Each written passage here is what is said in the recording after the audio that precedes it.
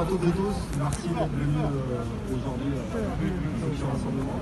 Moi, je vais parler au nom du syndicat local de la construction du bois et de l'ameublement CGT.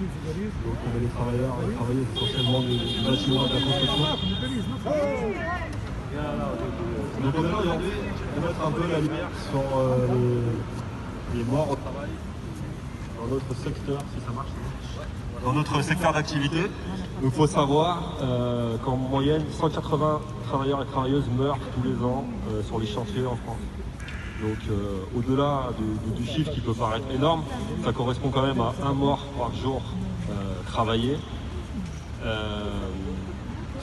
On n'est pas là pour faire dans le tragique ni dans le morbide, on est là pour en fait amener un discours politique et syndical sur cette question, parce que cette question elle est liée aux conditions de travail, à nos conditions de travail. Et quand on aborde en fait un peu la question des morts au travail, on aborde en fait la question des cadences, des délais, de la sécurité en général, de la rémunération.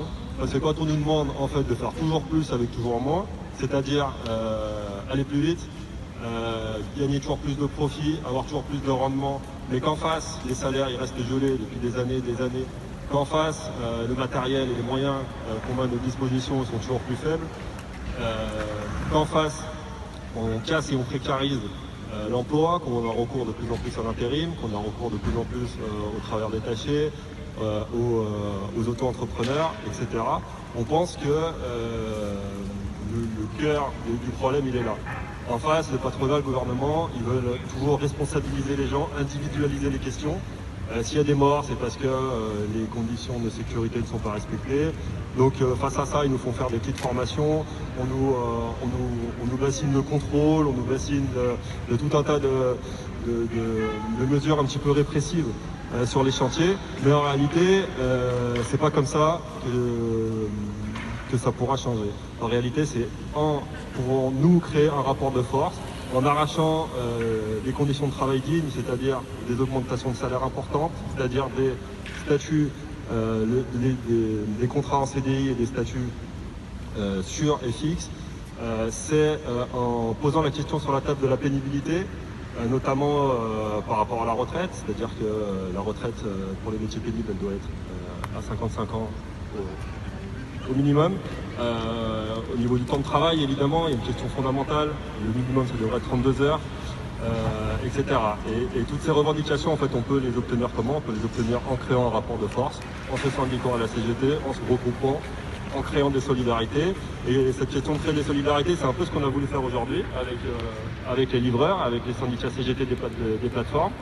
Parce qu'au-delà de nos deux secteurs spécifiques, on a d'abord vu qu'il y avait un lien évident, c'est que nous, sur les chantiers, surtout dans les petites boîtes, les patrons ont de plus en plus recours à l'auto-entrepreneuriat. C'est-à-dire qu'ils demandent, dès qu'il y a un salarié un peu qui va bien et ça tourne bien, on casse son statut, on lui dit tu te mets auto-entrepreneur et tu travailles pour moi et je te donnerai du boulot. Et donc d'un statut protecteur en CDI, on se retrouve avec des statuts auto-entrepreneurs qui sont un peu similaires à ce que vivent les livreurs. Et donc quand on est entrepreneur, il nous arrive n'importe quoi, et ben on n'a rien.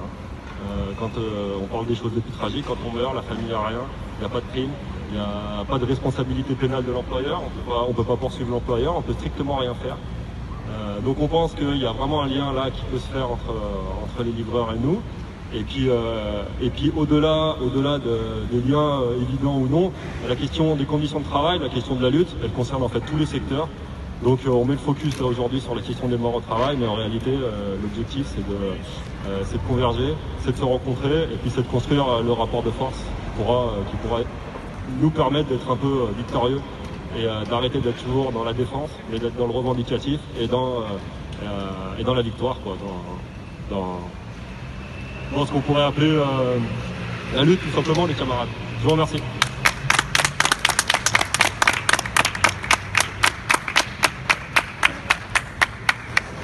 Alors je remercie Pierrot pour l'intervention. Tout d'abord, qui effectivement on rejoint totalement.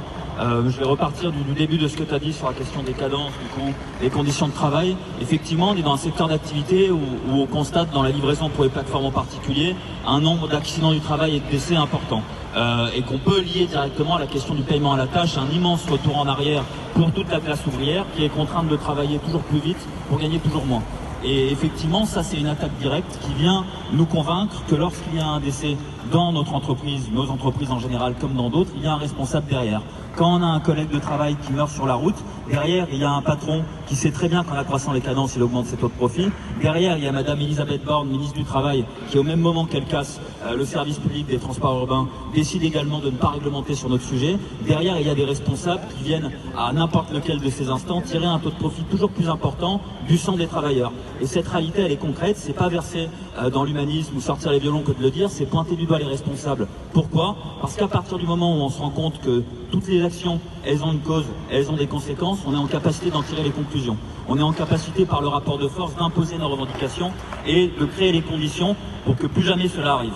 Et dire qu'on veut plus d'accidents aujourd'hui et qu'on veut plus de morts au travail, c'est pas une utopie. C'est dire qu'on veut bien travailler, qu'on veut être en capacité d'être écouté sur nos cadences, sur la manière dont on réalise le travail. C'est également sous-entendre que cette responsabilité, elle montre qu'il y a une inégalité entre d'un côté le patron qui décide de l'organisation du travail, de l'autre le salarié qui l'a subi, parfois avec les conséquences les plus graves. Et toutes ces raisons-là, elles nous poussent à penser qu'effectivement, il faut un socle de droit commun à tous pour éviter que plus jamais une famille, des proches, soient en train de pleurer la mort de leurs amis, de leur père, de leur frère, tout simplement parce qu'un patron véreux a décidé que quelques millions d'euros en plus étaient plus importants que la vie de certains. Nous, dans notre secteur d'activité, on n'a même pas de visibilité sur le nombre de morts au travail, parce qu'en